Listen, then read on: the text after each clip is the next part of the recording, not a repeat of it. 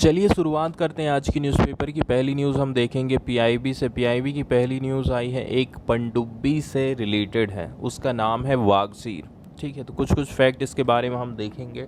चलिए शुरुआत करते हैं। न्यूज़ ऐसी आई है कि भारतीय जो इंडियन नेवी है, इसका एक प्रोजेक्ट है, प्रोजेक्ट 75, प्रोजेक्ट 75।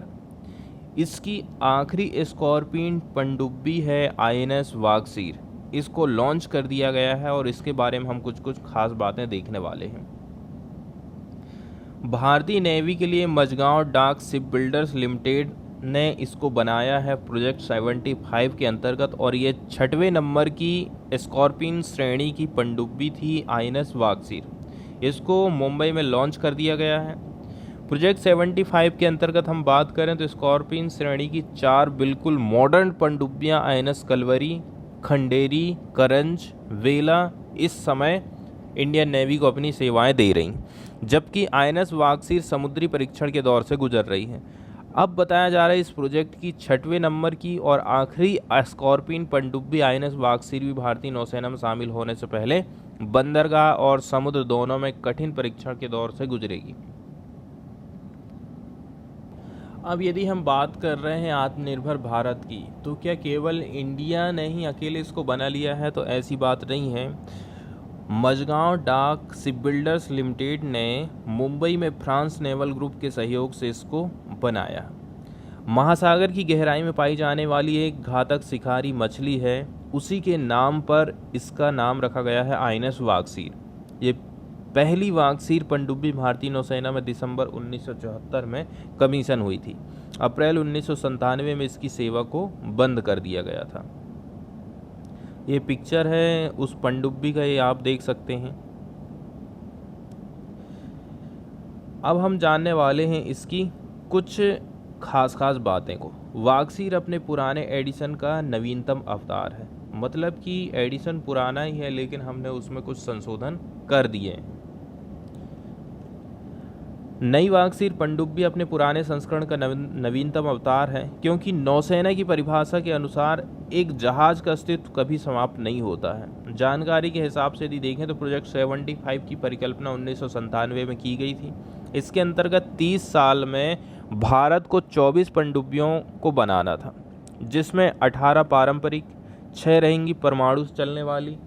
2005 में भारत और फ्रांस ने 6 स्कॉर्पियन श्रेणी की पनडुब्बियों, मतलब जो परमाणु से संचालित होती हैं, इनके निर्माण के लिए $3.75 बिलियन के एक कॉन्ट्रैक्ट पर साइन किए थे।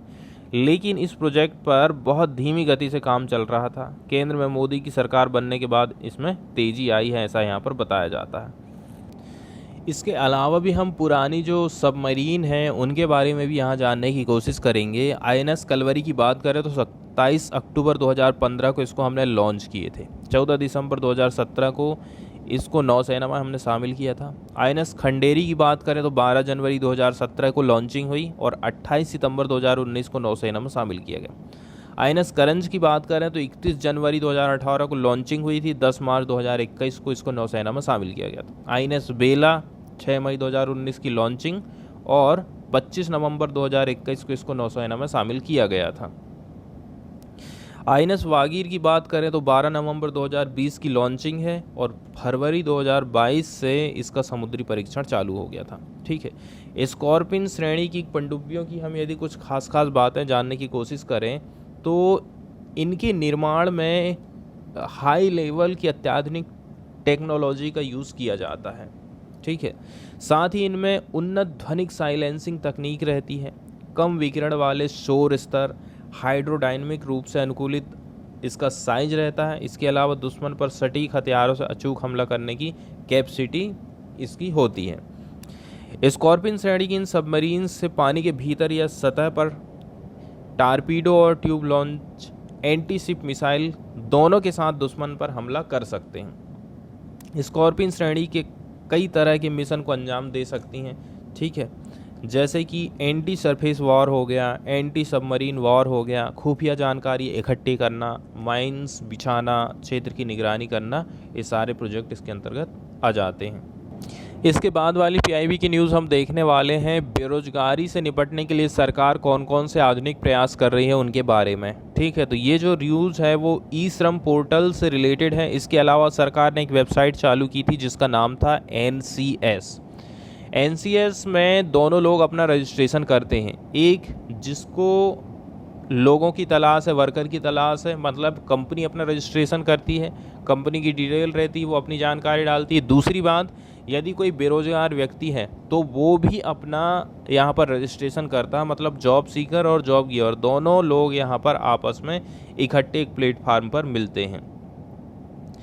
ई श्रम पर पंजीकृत असंगठित क्षेत्र के कामगारों को एनसीएस के माध्यम से अच्छी नौकरी मिल रही है। यहाँ पर कुछ कुछ एग्जाम्पल दिए जाते हैं, ठीक है, कि कौन कौन से पद पर, एक दो लड़कियों के यहाँ पर एग्जाम्पल बताए गए हैं। साउथ वाले हिस्से में अच्छी अच्छी पोस्ट पर उनको जॉब मिली है।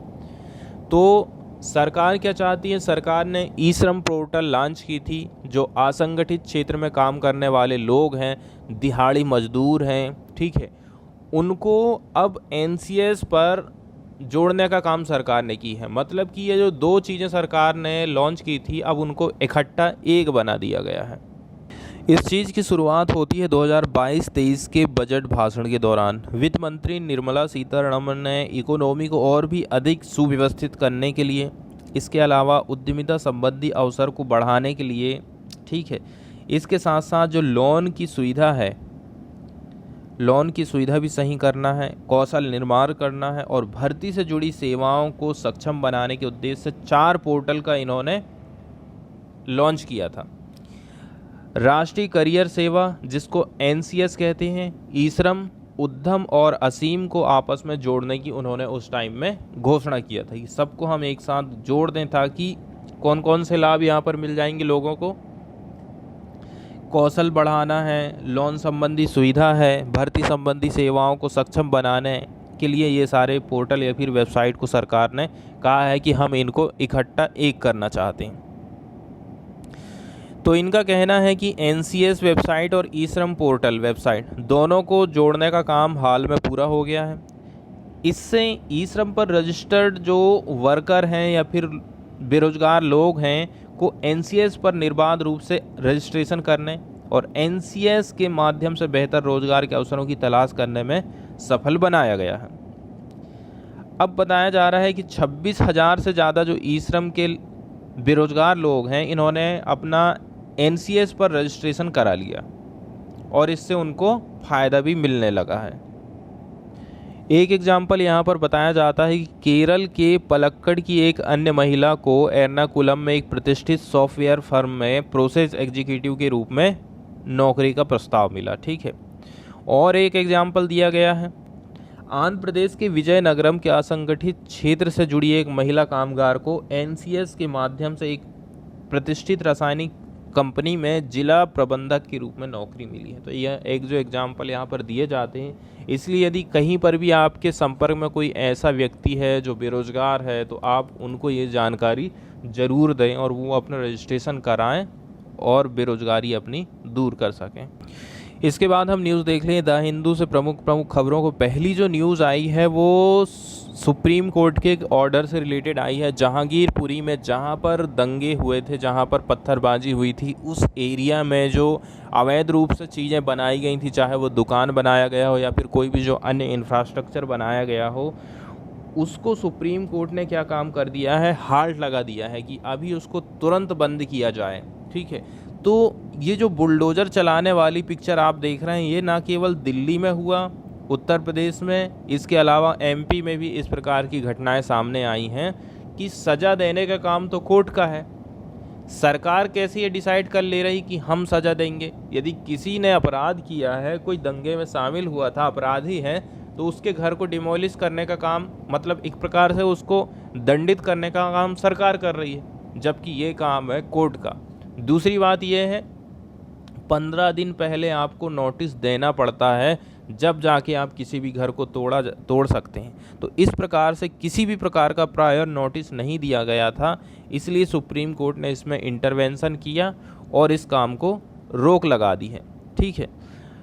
अब इसमें यह बताया जा रहा है कि यदि सुप्रीम कोर्ट इसमें आगे आके इसको अभी हाल ही में नहीं रोक लगाती ना, तो ये चीज़ें अभी 2 स्टेट में ही हुई हैं, 2 से तीसरे स्टेट में भी होना चालू हो जाती। इसके अलावा कई लोगों का ऐसा आरोप है कि सरकार क्या कर रही है, पार्टिकुलर धर्म विशेष को, मतलब मुस्लिमों को टारगेट कर रही है, माइनॉरिटी को टारगेट कर रही है, ऐसा सरकार के ऊपर आरोप लगाया जाता है।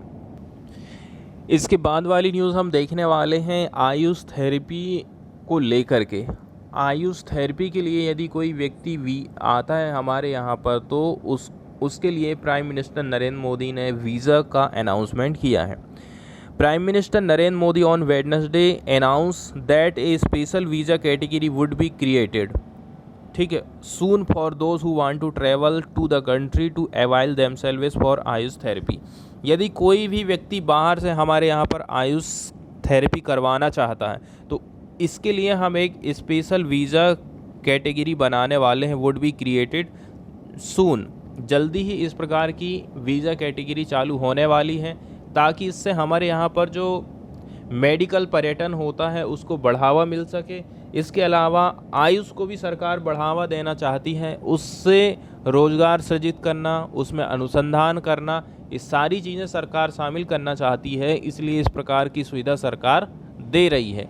और आयुष के मामले में इंडिया को आगे हमेशा रखना चाहती है इंडिया की government. Heal in India he said, ठीक है, could become a big brand of this decade and wellness centers based on Ayurveda, Unani, Siddha and such traditional practices could be very popular and attract people from across the world. Ayurveda, यूनानी, सिद्ध, इस प्रकार की जो traditional practice हैं, इनको हम कैसे करके बढ़ावा दे सकते हैं, उसके लिए हमें काम करने की ज़रूरत है। इसके बाद वाली न्यूज़ हम देखने वाले हैं जो कि रिलेटेड है क्लाइमेट चेंज और इन्वायरमेंट से रिलेटेड। इसमें बताया जा रहा है सी में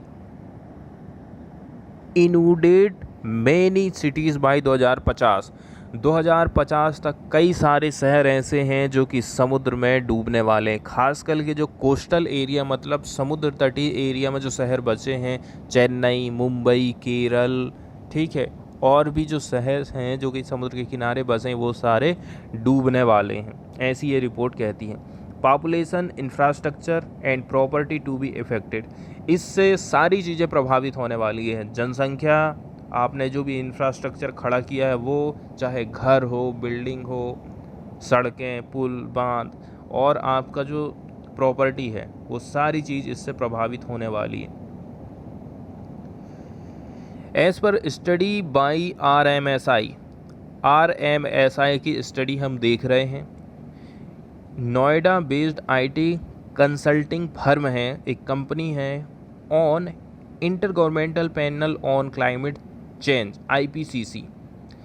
IPCC और RMSI की ये रिपोर्ट हम देख रहे हैं। Reports for key coastal cities due to rising sea level by 2050 a significant number of population, property and infrastructure in Kochi, Thiruvananthapuram along with 4 other cities Mumbai, Chennai, Vizag, Mangaluru, ये सब पानी में डूबने वाली हैं, ऐसा यहाँ पर बताया जाता है। IPCC असेसमेंट रिपोर्ट इंडिकेट करती है इंडिया का सी लेवल राइज हो जाएगा सिग्निफिकेंट रूप से 2050 तक। Sea level rise in North Indian Ocean NIO occurred at a rate of 1.06 से 1.7 mm पर ईयर फ्रॉम 1874 से 2004। 1874 से लेकर के 2004 के बीच में सी का जो लेवल है एवरेज किस हिसाब से बढ़ा था, 1 mm से 1.75 mm पर ईयर के हिसाब से बढ़ा है 1874 से 2004 तक। अब इसकी जो गति है आगे और भी बढ़ गई, 3.3 mm पर ईयर हो गया है पास्ट 2.5 डिकेड्स। ये है कहाँ से लेकर के कहाँ तक, 1993 से 2017 तक आप देखोगे तो ये लगभग 2 गुना हो गया है जल स्तर का बढ़ाव। As per the analysis 464 building प्रभावित होने वाली हैं पोटेंशियल सी लेवल राइज के बढ़ने से कोच्चि में। Taking into consideration sea level rise and high tide 1502 building are likely to be inundated, और 1502 बिल्डिंग जो है डूब जाएंगे सी लेवल राइज होने से और हाई टाइड आने से, ऐसा यहाँ पर बताया जाता है। इसके अलावा आगे बढ़ते हैं और देख लेते हैं, these buildings are mostly residential, और ज़्यादातर जो बिल्डिंग है उनमें लोग रहते हैं, रेजिडेंशियल टाइप की ये बिल्डिंगें हैं। कमेरिकल बिल्डिंग 6% शामिल हैं इसमें, और 2% industrial and port and ferry terminal building भी इसमें शामिल हैं।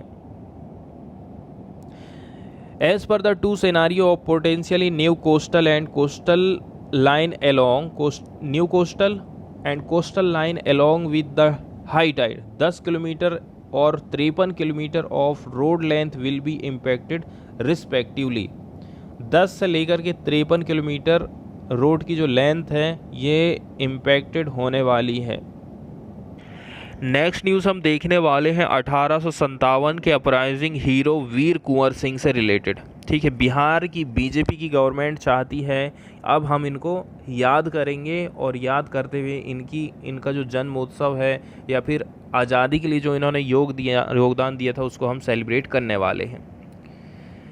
तो बीजेपी लीडर और जो पार्टी है उसकी प्लानिंग है कि वो ऑर्गेनाइज़ करेगी बर्थ एनिवर्सरी ऑफ 1857 के अपराइजिंग हीरो वीर कुंवर सिंह की।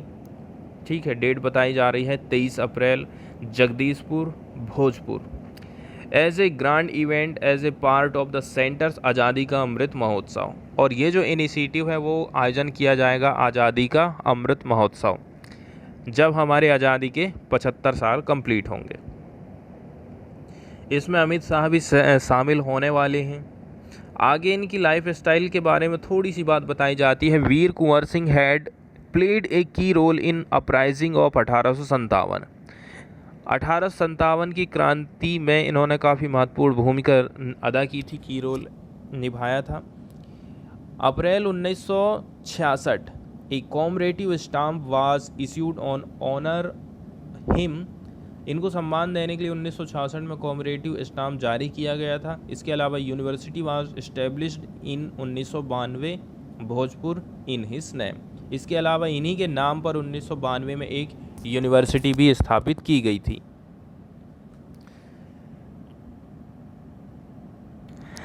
इसके बाद वाली न्यूज़ हम देखने वाले हैं कर्नाटका रेल से रिलेटेड। कर्नाटका रेल जो चालू होने वाली है उसका बहुत ज़्यादा विरोध हो रहा है। ठीक है, इसके अलावा लोग क्या चाह रहे हैं, के रेल नहीं चाह रहे हैं।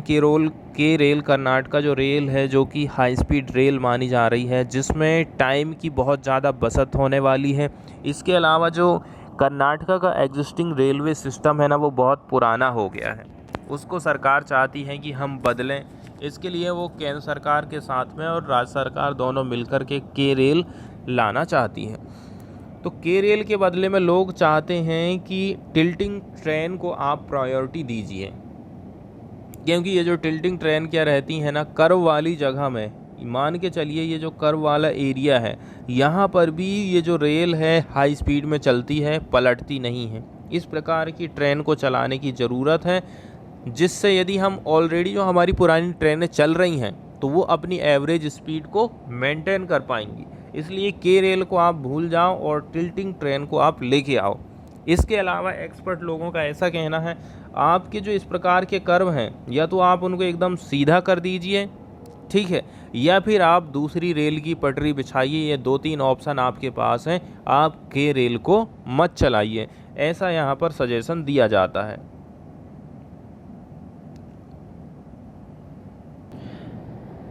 तो यहाँ पर जो टिल्टिंग ट्रेन चलाने की बात करी जा रही है ना, उससे जो ट्रेन है उसकी स्पीड में कितनी वृद्धि होने वाली है तो इसमें बताया जा रहा है यदि आप टिल्टिंग ट्रेन चलाते हो ना तो लगभग 20 से लेकर के 30% तक ट्रेन की स्पीड बढ़ने वाली है, ऐसा कहना है मिस्टर वर्मा का। टिल्टिंग ट्रेन किनको कहेंगे, विच है वे मैकेनिज्म, इसमें एक ऐसा मैकेनिज्म रहता है जो कि इनेबल करता है high speed on regular broad gauge tracks, tilt while negotiating a bend और curve on the track, just as a motor bike on winding road. मतलब कि जैसे मोटरसाइकिल एकदम स्पीड में चलते हुए बैंड हो जाती है, ठीक उसी प्रकार की खासियत इस टिल्टिंग ट्रेन में भी होने वाली है और इससे स्पीड कोई प्रभावित नहीं होने वाली। सेकंड ऑप्शन जो यहाँ पर दिया जाता वो है state can straighten the curve, जो भी मोड़ हैं उनको आप एकदम सीधा कर दीजिए। In the existing lines once the doubling works are over, this would allow railways to run train reaching speed in the range of 160 से लेकर के 180। यदि आप कर्व को सीधा कर देते हो तो 160 से 180 की स्पीड में आप ट्रेनों को चला सकते। थर्ड ऑप्शन क्या है, that the state can explore the possibility of constructing the dedicated line, आप डेडिकेटेड लाइन को कंस्ट्रक्ट करिए on broad gauge for running high speed और semi speed trains if it desperately require a high speed train. इसके बाद वाली news हम देखने वाले हैं, इसमें बताया जा रहा है मंगल ग्रह पर आप बिल्डिंग बना सकते हो, स्पेस वाली ब्रिक्स का यूज़ कर सकते हैं यदि आप तो ठीक है, स्पेस ब्रिक्स का यदि आप यूज़ करते हैं तो मंगल ग्रह पर आप घर बना सकते हैं। ये पिक्चर दिखाया गया है the space bricks developed by the researcher from ISRO की तरफ से ये इन ईंटों का निर्माण किया गया है। Researcher from the Indian Space Research Organisation ISRO and the Indian Institute of Science IISc, इन दोनों ने मिलकर के डेवलपमेंट किया है a way to make bricks बनाने की एक नई तकनीक का इन्होंने विकास किया है। और ये जो है मिट्टी वो है मंगल ग्रह की ही मिट्टी है with the help of a bacteria and urea. मंगल ग्रह की मिट्टी है, इसमें आपके पास होना चाहिए बैक्टीरिया और यूरिया, तीनों को मिलाकर के ये ईंट तैयार किए गए हैं। These space bricks can be use to construct building like structure on the Mars that could facilitate human settlement, ईंटें बनाई जा सकती हैं, स्ट्रक्चर बनाया जा सकता है जिससे हम ह्यूमन सेटलमेंट को वहाँ पर स्थापित कर सकें, ऐसा IISc ने कहा है। Their research was publish in the peer reviewed open access scientific journal है प्लोसोनी, इस पत्रिका में इन्होंने अपने अध्ययन को प्रकाशित किया है। फर्स्ट टीम मेड स्लरी, सबसे पहले स्लरी का निर्माण किया गया। स्लरी कैसे करके बनाई गई है, मिट्टी में गार गम को आपने क्या कर दिए हो, मिक्स कर दिए हो। गार गम ये इस प्रकार से होता है, देखो guar gum also called guaran is a galactomannan polysaccharides extracted from guar beans that has thickening and stabilising property use in food. इसमें रहेगा गारगम और इसमें मिक्स आप कर देंगे बैक्टीरियम कार्ड स्पोरोसार्किना पेस्ट्री, फिर मिलाना है आपको यूरिया, इसके अलावा निकल क्लोराइड को NiCl2 को। This slurry can be poured into moulds of any desired shape, ये जो स्लरी आप देख रहे हैं इसको आप इसकी मोल्डिंग कर सकते हैं किसी भी डिजायर्ड शेप में। And over a few days the bacteria convert the urea into crystal, bacteria urea को क्रिस्टल में कन्वर्ट कर देता है कैल्शियम कार्बोनेट के। ये crystal along with by polymers secreted by the microbes in crystal को क्या करते हैं, These crystals along with bipolymer crystal plus bipolymers, जिनको सेक्रेट किया है किसने, माइक्रोब से, मतलब कि एक जगह से दूसरी जगह इनका जो ट्रांसफ़र होता है ना, यहाँ पर जो सिक्रेशन वर्ड आया है सेक्रेटेड, उसका मतलब होता है सफ़ेद स्त्राव, ठीक है। इसका मतलब ये हुआ है कि इसमें क्या हो रहा है, movement of material from one point two another, एक पॉइंट से दूसरे पॉइंट पर मटेरियल का मूवमेंट हो रहा है। तो बाइपॉलीमर्स किसके द्वारा सेक्रेट किए गए हैं, माइक्रोब्स के द्वारा।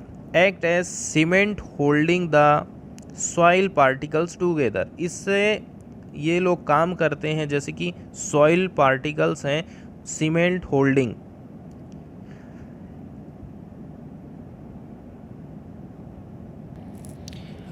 अब इससे जैसे कि सीमेंट में पार्टिकल आपस में होल्ड कर लेते हैं ना, वैसा स्ट्रक्चर यहाँ पर बन गया है। सबसे बड़ी खास बात यहाँ पर यही है कि अदर जो मेथड हम यूज़ कर रहे थे ना, उसमें पोरस रह जा रहे थे, छोटे छोटे छेद रह जा रहे थे अंदर में, वैसी यहाँ पर नहीं हो पा रही है।